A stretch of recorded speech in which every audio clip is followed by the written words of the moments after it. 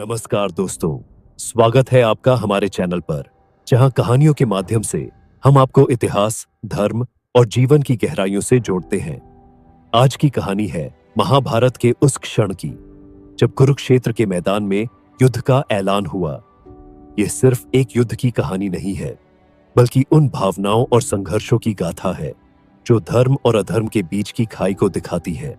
तो आइए इस अद्भुत यात्रा में हमारे साथ जुड़िए और जानिए भीष्म पितामह के शंखनाद से जुड़ी वह गाथा जिसने इतिहास को बदलकर रख दिया।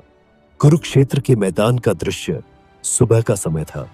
हल्की ठंडक हवा में थी, लेकिन माहौल में युद्ध का तनाव साफ महसूस किया जा सकता था। सूरज धीरे धीरे आसमान में चढ़ रहा था और उसकी सुनहरी किरणें दोनों सेनाओं के अस्त्र शस्त्र पर चमक रही थीं। कौरवों और पांडवों की विशाल सेनाएं आमने सामने खड़ी थीं। हर सैनिक अपने महारथियों के आदेश का इंतजार कर रहा था। दुर्योधन, जो कौरवों की सेना का नेता था, भीतर से थोड़ा चिंतित था। उसकी सेना भले ही बड़ी थी, लेकिन पांडवों के योद्धाओं के कौशल और श्री कृष्ण की उपस्थिति ने उसे बेचैन कर दिया था। वह सीधा अपने पितामह भीष्म के पास पहुंचा। भीष्म कुरुवंश के सबसे वृद्ध और सम्मानित योद्धा थे। उनका चेहरा स्थिर और शांत था, लेकिन उनकी आंखों में युद्ध की आग जल रही थी। दुर्योधन ने विनम्रता से कहा, पितामह, मैं आपकी शरण में हूं। पांडवों की सेना छोटी होते हुए भी उनकी ताकत हमें डराती है। अर्जुन, भीम और स्वयं श्री कृष्ण वहां हैं। क्या हमारी सेना इस युद्ध में जीत सकेगी? भीष्म ने दुर्योधन की ओर देखा। उनकी आंखों में हल्की करुणा थी, लेकिन उनकी आवाज में दृढ़ता थी। उन्होंने कहा, युद्ध केवल संख्या से नहीं, बल्कि धर्म, साहस और संकल्प से जीता जाता है। यदि तुमने अधर्म का मार्ग चुना है, तो तुम्हें इसकी कीमत चुकानी पड़ेगी। लेकिन मैं, जो इस सेना का सेनापति हूं, अपनी पूरी निष्ठा से लड़ूंगा। यह कहकर भीष्म ने अपने विशाल शरीर को सीधा किया।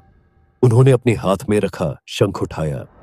एक गहरी सांस लेते हुए उन्होंने उसमें जोर से फूंका। शंख की ध्वनि इतनी गूंजती हुई थी कि पूरा कुरुक्षेत्र मानो कांप उठा।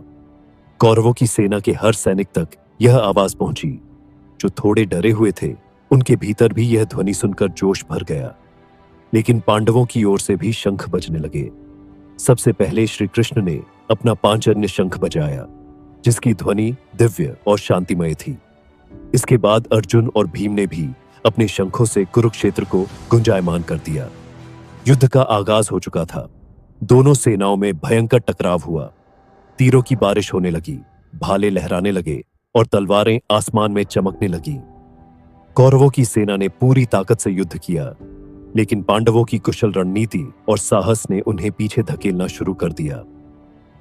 भीष्म पितामह, जो कौरवों की सेना के सेनापति थे, पूरी शक्ति और निष्ठा के साथ लड़ रहे थे। उनकी उम्र 80 से अधिक थी, लेकिन उनका साहस और वीरता आज भी जवानों को मात दे रही थी। फिर भी उनके भीतर एक द्वंद्व चल रहा था। उन्होंने कौरवों का साथ दिया था, लेकिन वे जानते थे कि यह अधर्म का साथ है। दुर्योधन के घमंड और अन्याय ने उन्हें भीतर तक साल दिया था। युद्ध के बीच भीष्म का आत्मसंघर्ष। भीष्म ने एक पांडव सैनिक को पराजित किया, लेकिन उनकी आंखों में एक पल के लिए दुख झलक गया। क्या मैं सच में सही कर रहा हूं? यह सवाल उनके भीतर गूंज रहा था। लेकिन अपने कर्तव्य को याद करते हुए उन्होंने खुद को कठोर बना लिया। दूसरी ओर दुर्योधन भीष्म के शंखनाद से प्रेरित तो हुआ था, लेकिन जैसे जैसे युद्ध आगे बढ़ा, उसकी सेना कमजोर पड़ने लगी। युद्ध का अंत, सूर्य अस्त होने लगा। युद्ध का मैदान खून से लाल हो चुका था। भीष्म के शंखनाद ने जोश तो भरा था, लेकिन वह कौरवों की हार को रोक नहीं सका। उस रात भीष्म अकेले अपने तंबू में बैठे थे। उनका चेहरा गंभीर था। उनकी आंखों में आंसू थे, लेकिन उन्होंने गिरने नहीं दिया। उनके मन में केवल एक विचार था, क्या यह युद्ध उचित था? क्या मेरे शंखनाद ने किसी का भला किया?